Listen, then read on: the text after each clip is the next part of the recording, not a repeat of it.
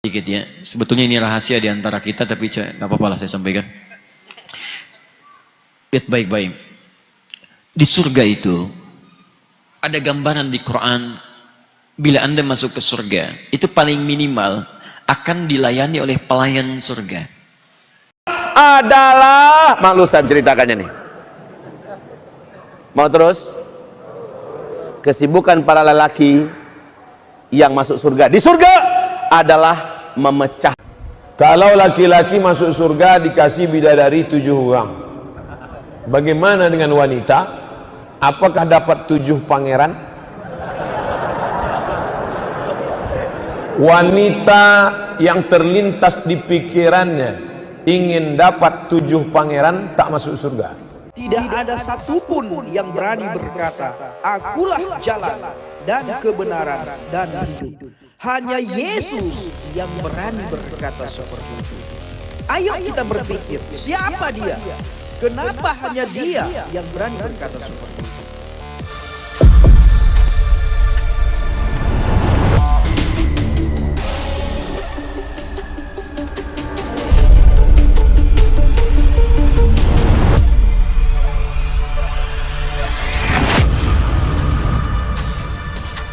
Para lelaki nanti di dalam surga adalah, malu saya ceritakannya nih.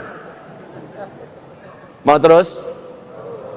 Kesibukan para lelaki yang masuk surga. Di surga adalah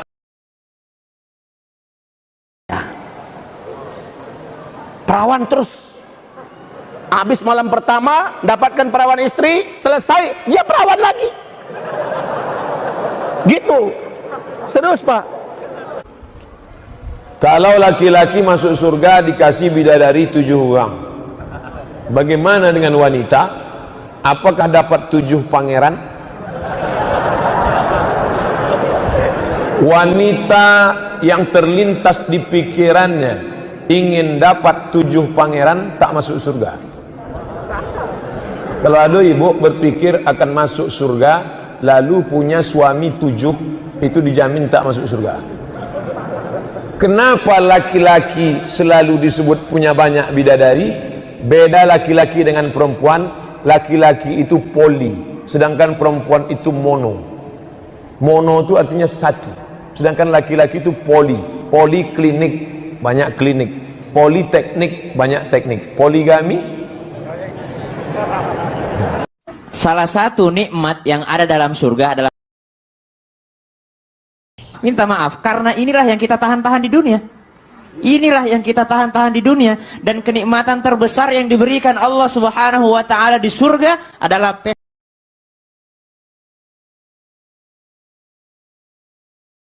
kenapa? Karena ini yang disuruh tahan di dunia oleh laki-laki. Laki-laki disuruh menahannya, lagi musim panas gitu ya, gitu kan. Perempuan ini kuat sebenarnya. Saya tidak setuju kalau dibilang perempuan lemah. Laki-laki kalau naik pesawat itu pakai jaket, perempuan kalau naik pesawat itu pakai tank top. Masya Allah kuatnya. Masya Allah kuatnya. Kalau lagi dingin mereka pakai pakaian seksi. Masya Allah, kita ini pakai jaket, pakai apa segala macam, mereka ini kuat. Nah ini yang kita disuruh sama Rasulullah, disuruh sama agama untuk menundukkan pandangan di dunia. Kenapa disuruh menundukkan pandangan di dunia? Kenapa Allah siap di surga? Karena inilah yang selama di dunia kita tahan. Dalam buku Rasulullah SAW berkisah tentang surga neraka, banyak dikisahkan oleh para sahabat Nabi yang mendengar sabda Nabi SAW yang kebanyakan menceritakan tentang laki-laki, antara lain akan diberikan kekuatan 100 laki-laki untuk 1 orang laki-laki. Masing-masing laki-laki akan diberikan 2 orang bidadari, di mana bidadari mendampingi di sampingnya, samping bahunya, dan 1 lagi di kakinya. Pertanyaan, bagaimana dengan wanitanya? Apakah akan dipertemukan antara pasangan suami istri di dunia? Ini bahasan tentang surga nanti ya. Akan ada bahasanya tentunya. Memang di surga ya akan ada bahasan, kita bahas masalah itu. Setiap penghuni surga laki-laki itu akan memiliki 2 orang pasangan. Itu sudah hukum Allah nanti di akhirat, gitu kan? Dan itu tidak ada lagi urusannya seperti di dunia kita terbawa ego, perasaan, tidak ada. Memang di surga poligami. Memang sudah begitu. Nanti saya kasih bocoran sedikit ya. Sebetulnya ini rahasia di antara kita, tapi nggak apa-apa lah saya sampaikan. Lihat baik-baik. Di surga itu ada gambaran di Quran, bila Anda masuk ke surga, itu paling minimal akan dilayani oleh pelayan surga. pelayan surga. Namanya wildanun mukhalladun. Surah Al-Insan. Kalau laki-laki, maka dilayani oleh bidadari surga. Kalau perempuan, dilayani oleh siapa? Nggak ada bidadara. Pangeran-pangeran surga. Wildanun mukhalladun. Itu Masya Allah. Cantik dan gantengnya seperti mutiara yang berkilauan. Tak pernah nampak saat di dunia. Mala ainun ra'at.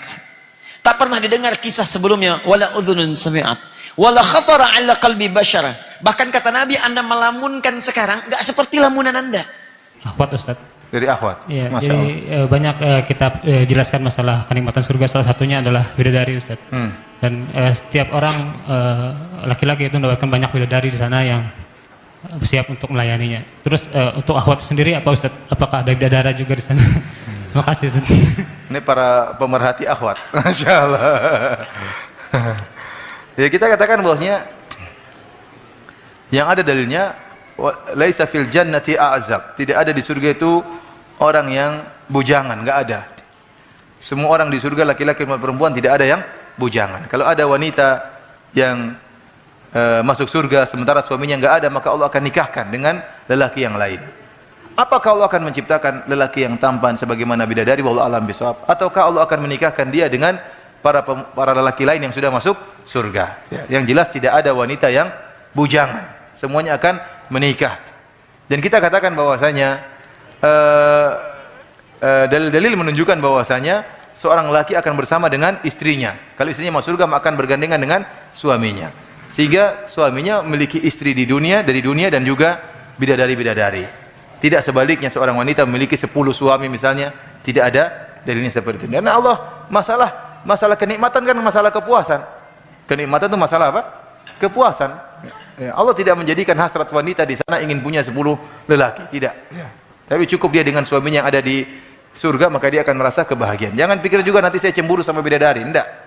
Rasa kecemburuan sudah dihilangkan oleh Allah Subhanahu wa taala. Ini pertanyaannya terlalu sensitif ini. Ya. Lebih nikmat menggauli istri sendiri di surga atau bidadari surga? Atau keduanya sekaligus? Untuk apa antum tanya? Sudah tahu kalau orang biologis nikmat, masih bertanya. Pak Yoyo yang nanya. Fitnah itu nggak boleh. Haleluya, haleluya, haleluya. Assalamualaikum warahmatullahi wabarakatuh. Salam Aki. Aku kabarkan Injil keselamatan.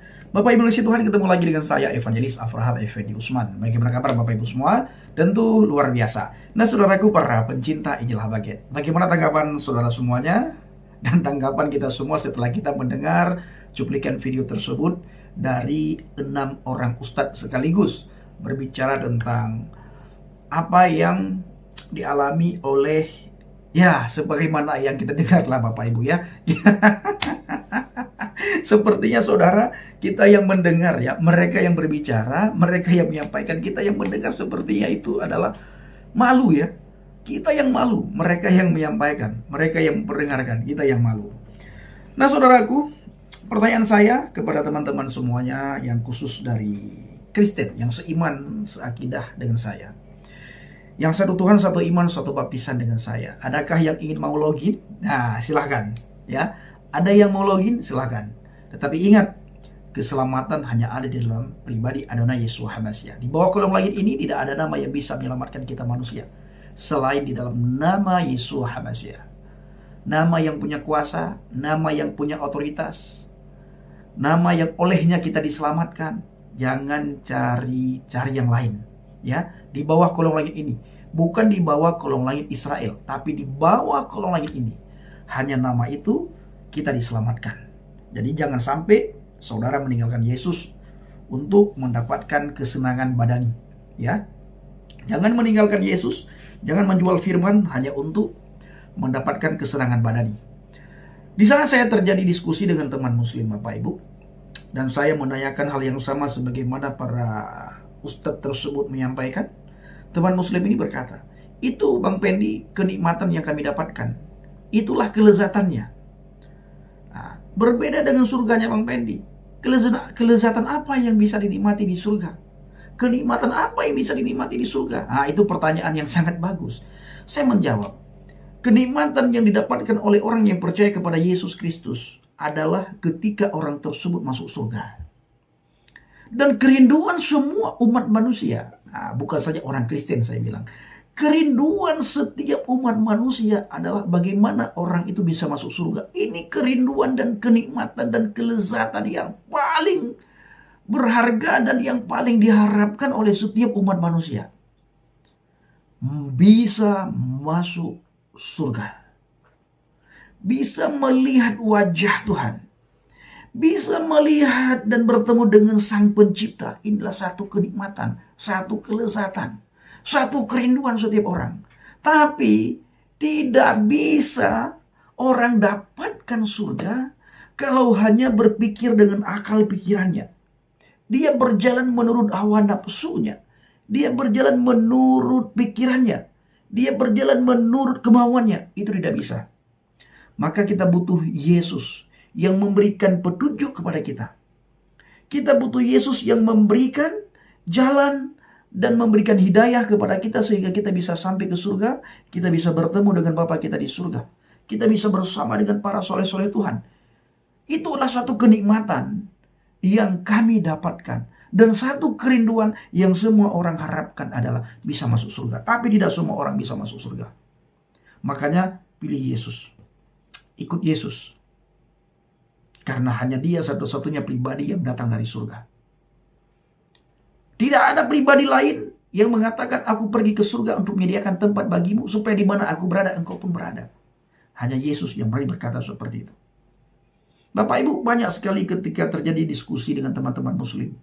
Mereka menanyakan keilahian Yesus. Mereka menghina Tuhan Yesus. Mereka mengejek, mengolok-olok. Mereka bilang Yesus itu bukan Tuhan. Dia nabi, dia utusan, dia rasul. Di saat saya bertanya kepada mereka, kalau memang benar Yesus itu adalah nabi, dia utusan, dia rasul, sebagaimana yang kamu sangkakan, yang kamu pikirkan dan yang kamu ucapkan, dan kamu menyangkal ketuhanannya, tunjukkan di dalam iman agama percayamu, nabi mana, rasul mana yang berani berkata, aku pergi ke surga untuk menyediakan tempat bagimu, supaya di mana aku berada, engkau pun berada. Nabi mana, rasul mana dalam iman agamamu yang mengatakan, akulah jalan dan kebenaran dan hidup. Tidak ada seorang pun yang datang kepada Bapa kalau tidak melalui aku. Kita kesampingkan dulu ketuhanan Yesus. Kita berbicara sebagaimana kemauanmu bahwa dia adalah nabi, dia rasul, dia utusan. Tunjukkan. Tidak bisa dia tunjukkan, Bapak Ibu. Tidak bisa dia tunjukkan. Dia selalu berbicara, orang tersebut selalu berbicara menurut pikiran saya, menurut pikiran saya, menurut pikiran saya. Tetapi tidak berdasarkan dia bicara sebagai pegangannya. Pegangannya itu apa sih? Nah, coba tunjukkan ayatnya di mana, di surat keberapa, ayat apa? Tunjukkan. Bacakan kepada kami sehingga kami tahu. Kalau kamu mau masuk surga harus melalui nabi ini, melalui rasul ini, melalui utusan ini. Kita kesampingkan dulu ketuhanan Yesus. Karena Bapak Ibu, hanya orang yang ada Roh Kudus dalam hatinya yang bisa mengatakan Yesus Kristus Tuhan dan Juru Selamat. Di luar itu tidak bisa. Saya bisa mengatakan Yesus Kristus Tuhan dan Juru Selamat karena Roh Kudus. Itu kata Alkitab. Bukan kata saya. Itu kata Alkitab. Jadi saudaraku, orang-orang di luar kekristenan hari-hari ini sibuk mempertanyakan iman kekristenan. Sibuk mengolok-ngolok, menghina. Sibuk mereka bagaimana bisa menertawakan iman kekristenan. Dan ini satu kerinduan yang mereka alami, yang mereka miliki saat ini, Bapak Ibu. Sibuk. Ya. Yesus bukan Tuhan, dia nabi, dia rasul, dia utusan. Ketika kita tanyakan, kita minta dalil, bukti, ayat di dalam agamanya, nabi mana yang berani berkata akulah jalan dan kebenaran hidup, mereka tidak bisa tunjukkan. Nabi mana dan rasul mana yang berani berkata, yang mengatakan aku pergi ke surga menyediakan tempat bagimu. Tidak ada. Nabi mana yang punya otoritas seperti otoritasnya Yesus? Coba tunjukkan. Tidak bisa ditunjukkan. Artinya memang benar Yesus Kristus itu bukan hanya sekedar nabi, rasul, utusan. Tapi dia juga Elohim itu sendiri dalam wujud manusia. Bahkan murid-muridnya juga berkata, tunjukkan Bapa itu kepada kami dan itu sudah cukup bagi kami. Apa kata Yesus? Sudah sekian lama aku bersama dengan engkau. Masihkah engkau meminta untuk menunjukkan Bapa itu kepada kamu? Ketahuilah, kalau engkau melihat aku, maka engkau melihat Dia yang mengutus aku. Aku sudah bersama-sama dengan kamu sudah sangat lama. Sering engkau ikut. Kemanapun aku pergi, engkau ada. Apapun yang aku lakukan, engkau lihat. Masih juga engkau menanyakan, tunjuki Bapa itu kepada kami, dan itu sudah cukup bagi kami. Aku berkata kepada kamu, sesungguhnya barang siapa melihat aku, maka melihat Dia yang mengutus aku. Ini dia saudaraku, hanya Yesus yang berani berkata seperti itu. Maka saya sebagai orang yang baru percaya, yang baru bertobat, saya begitu bangga menjadi pengikut Kristus. Saya begitu bangga menjadi evangelis, menjadi penginjil. Dan saya tidak pernah jemu-jemu untuk memberitakan Injil, tidak pernah jemu-jemu untuk bersaksi. Mau dihina, mau diolok-olok, saya tetap bersaksi. Baik di media sosial maupun di luar media sosial, Bapak Ibu. Tetap saya lakukan. Apa tujuannya? Agar banyak orang mendengarkan firman, agar banyak orang mendengarkan Injil, agar banyak orang mendengarkan nama Yesus Kristus dari sumber yang benar. Karena selama ini orang-orang di luar sana, Bapak Ibu, mereka mendengarkan nama Yesus dari sumber yang salah. Mereka mendengarkan Alkitab, mendengarkan Injil dari sumber yang salah. Maka kita hadir ke tengah-tengah mereka untuk memperdengarkan Injil, memperdengarkan nama Yesus kepada mereka dari sumber yang benar. Karena kita berada dalam kebenaran. Di luar Yesus itu tidak ada kebenaran. Itu kata Alkitab. Ya, kita bukan menghina, tapi inilah kata Alkitab. Di luar Yesus tidak ada kebenaran. Yang ada kebaikan. Kebenaran tidak ada. Yesus mengajarkan kebenaran.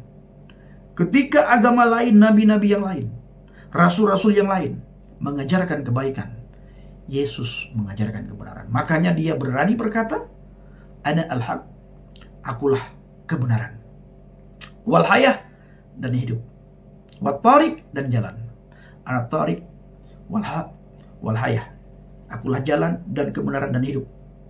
La ahadan yadhabu ilal abi illal bi. Tidak ada seorang pun, tidak ada satu manusia pun yang bisa datang kepada Bapa kalau tidak melalui aku.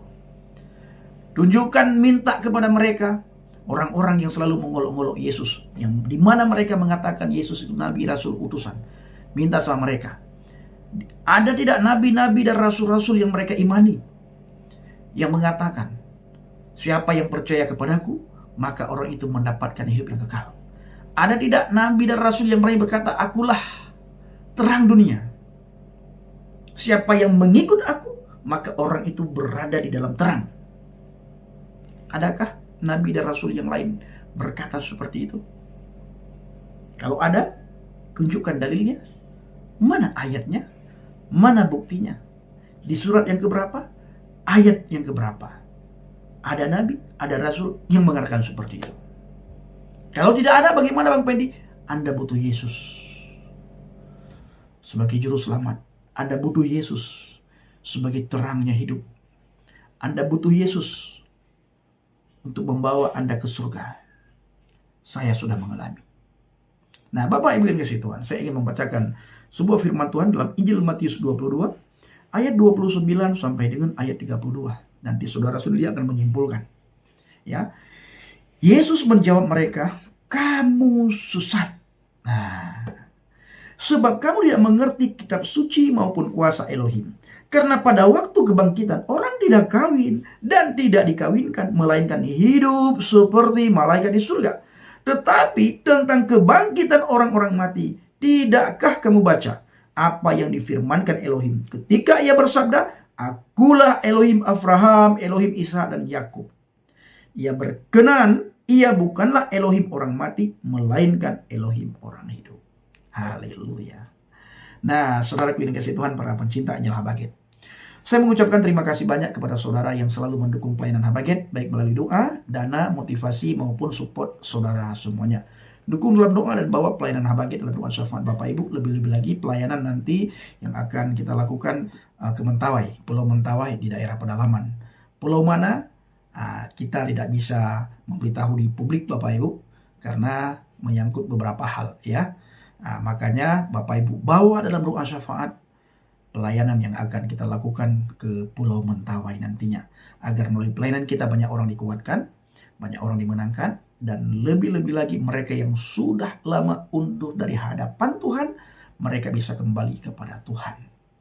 Nah, Bapak Ibu bawa dalam doa syafaat. Dan saya berdoa kepada Tuhan, kiranya Bapak Ibu semua selalu dalam lindungan Tuhan, dijauhi dari segala mara bahaya, celaka, musibah, sakit, penyakit, maupun dari hal yang tidak kita inginkan. Apapun yang Bapak Ibu lakukan dan kerjakan, selama tidak bertentangan dengan firman Tuhan, pasti dibuat oleh Tuhan berhasil. Sehingga dengan keberhasilan itu, nama Tuhan dipermuliakan, nama Tuhan ditinggikan, nama Tuhan diagungkan. Terima kasih. Shalom alaikum bishim Hamasiyah. Salam Aki. Aku kabarkan Injil keselamatan. Bapak Yahweh bishim Adonai Yesus Hamasiyah. Uruh memberkati kita semua. Haleluya. Amin. Salam murtadin. Terima kasih.